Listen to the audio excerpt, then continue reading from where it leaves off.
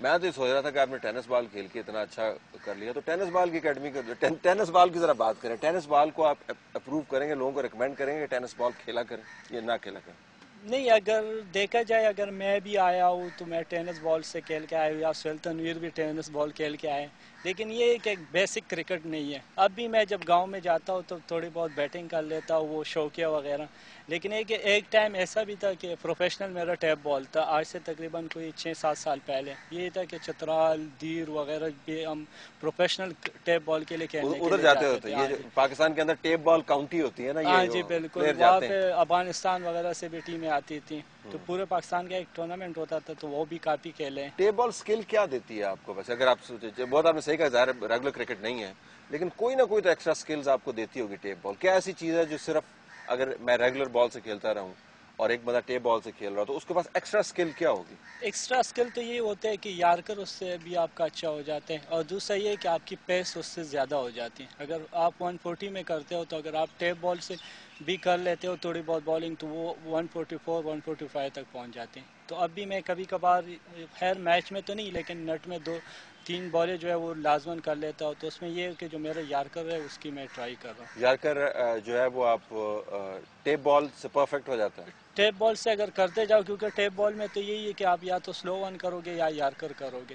تو ظاہری بات ہے اس ویسے سے تو کیا گیند بچتا نہیں ہے. وہاں سے تو آپ جس طرح بھی کر رہے تو جو بھی ہو آپ ایل نے بی تو چکر اس میں ہوتا ہی نہیں ہے، تو ظاہری بات ہے یا چھکے. بیٹس مینوں کے لیے تو ٹیپ بال ریکمینڈڈ نہیں ہے کہ اس ہے؟ میں یہ ہوتے ہے کہ اگر آپ ٹیکنیک وائز کھیلو، جس طرح اگر یونس بھائی کھیلتے ہیں نا تو اس کے ایک سائڈ پہ ٹیپ لگاتے ہیں دوسرے سائڈ پہ نہیں، تو آپ سوئنگ کے لیے بھی کھیل سکتے ہو. اور وہ یہ ہے کہ وہ تیز آتا ہے تو آپ کی جو آئی سائڈ ہے وہ تیز ہو جاتی ہے.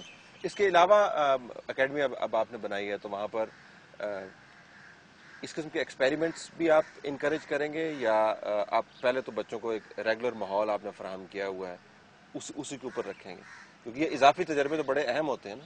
یہ کہ اضافی تجربے تو ہم کافی کر رہے ہیں، اسپیشلی جو ہمارے ریجن کا کوچ ہے مقصود، تو وہ آتا ہے اور وہ ابھی اس نے لیول 3 بھی کر لیا تقریباً کوئی 2-3 مہینے پہلے، اور ریجن کا بھی کوچ ہے. تو وہ جو بھی نیا سوچتے ہیں وہ آ کے پھر وہاں پہ کر لیتا ہے. اس کے علاوہ حیثہ خان جو ہے وہ بھی لیول 2 کوچنگ کورس کیا اس نے، تو وہ بھی ساتھ میں ہوتے ہیں. تو ان لوگوں کو آئیڈیا ہوتے ہیں. دوسرے یہی ہے کہ نیٹ سے بھی وہ جس طرح باب المر کی ابھی آپ نے بات کی، تو نیٹ سے بھی وہ لوگ دیکھتے ہیں تو جو نئی چیز ہوتی ہے وہ لے کے پھر وہ بچوں پہ ٹرائی کر لیتے ہیں. باہر کی کوچنگ میں اور ہمارے یہاں پہ جو عموماً کوچنگ ہوتی ہے, ظاہر انٹرنیشنل سٹینڈرڈ کے اوپر جو ٹیسٹ سٹینڈرڈ ہے اس کے اوپر تو سارے ایک ہی ٹیکنیکس بھی شیئر کر رہے ہوتے ہیں, ٹیکنالوجی بھی اویلیبل ہوتی ہے, ریسورسز بھی اویلیبل ہوتے ہیں, کوچز بھی آپ کو بین الاقوامی ایک ہی قسم کے ہوتے ہیں. لیکن اس کے نیچے کا جو لیول ہے وہاں پر ٹریننگ اکیڈمیز پاکستان کے اندر اور دوسرے ممالک میں کیا آپ کو فرق لگتا ہے, اگر آپ موازنہ کریں کہ جو سیکنڈ ٹیئر ہے, تھرڈ ٹیئر ہے نیچے دوسرے ممالک میں کیا نظام میں مختلف چیز ہے؟ زیادہ ٹریننگ اکیڈمیز ہیں, کیا ہے وہاں پر؟ اس میں یہی ہے کہ وہاں پہ فیسیلیٹیز زیادہ ہیں، کیونکہ میں تو انگلینڈ میں دیکھ چکا ہوں اور دبئی میں بھی وہ آئی سی سی وغیرہ کے دیکھ چکا ہوں.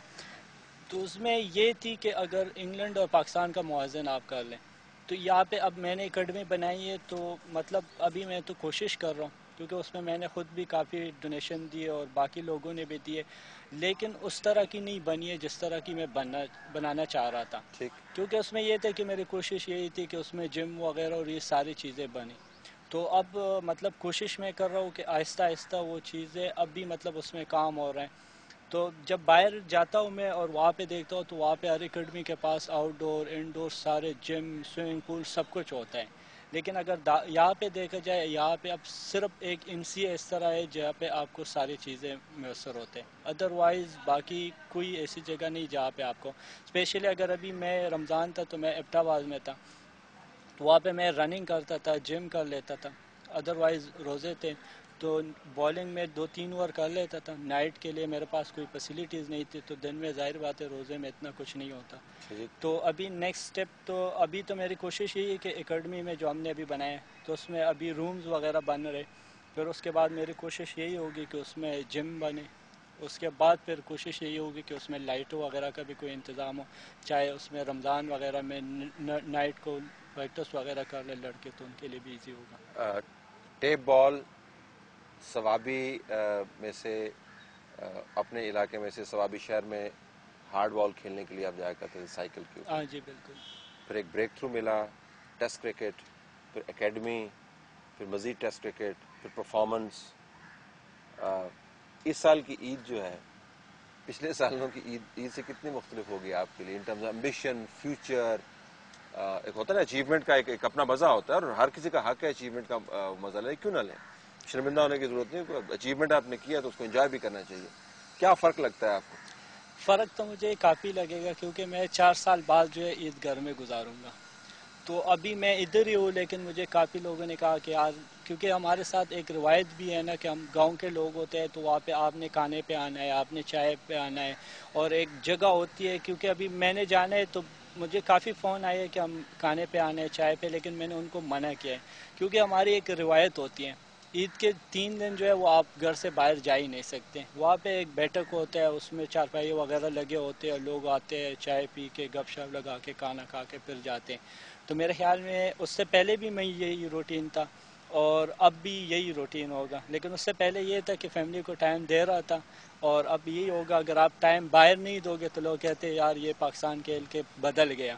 تو اسی وجہ سے فیملی کو سائڈ پہ کیا فی الحال جو، روایت کو ذرا تھوڑا سا پوسٹ پون ہاں جی، کرنا تو پڑتا ہے، نئی انہیں ریکوائرمنٹ. سائڈ پہ زیادہ تر توجہ دے رہا ہوں. پچھلے 4 سال آپ نے عید گھر میں نہیں کی؟ نہیں، 3 سال، یہ 4تھا سال ہوگا کہ میری عید جو ہے باہر رہی. ٹھیک ہے. اور تقریباً اگر دیکھا جائے پاکستان ٹیم کی بھی یہی حالت تھی کہ عید عموماً جو ہے باہر ہوتا تھا. ہاں، تو اور یہ لوگ ریئلائز نہیں کرتے کہ اچیومنٹ کی ایک کاسٹ بھی ہوتی ہے نا، ہاں جی اور بالکل، وہ فیملی کی کاسٹ سب سے زیادہ ہوتی ہے. ظاہر بات ہے. چلیں، good luck, good to talk to you. ناظرین، ہم بات کر رہے تھے جنید کے ساتھ. پاکستان کا بہت اچھا پراسپیکٹ، لیکن صرف پراسپیکٹ ہی نہیں ہے، یہ اپنے پر فوکس نہیں کیا ہوا ہے. جو بہترین چیز ہے ان کے بارے میں، اور مجھے یقین ہے کہ یہ ایگزامپل کوٹ ہونی چاہیے اور اپلیکیٹ ہونی چاہیے دوسری طرف، کہ انہوں نے اپنے گاؤں سے آگے کا سوچا، اور آلریڈی کیریئر کے آغاز میں اکیڈمی بنائی ہے، جس کا میں نے ذکر پہلے بھی کیا، تفصیل آپ کو بتائی. میں اس اکیڈمی کو فالو کرتا رہوں گا، کیونکہ پاکستان کے اندر یہ ایک یونیک ماڈل ہے. عموماً کرکٹرز یا ہائی اچیورز جو ہیں کسی بھی سپورٹس فیلڈ کے اندر، وہ اپنا کیریئر ختم کرنے کے بعد دوسروں کو سوچتے ہیں. اس جوان نے اپنا کیریئر کے آغاز سے بلکہ پہلے ہی یہ سوچ رکھا تھا کہ میں نے یہ کام کرنا ہے. ہیٹس آف ٹو ہم، a great role model and a good cricketer. ہماری طرف سے یہی کچھ اجازت دیجیے. اللہ حافظ.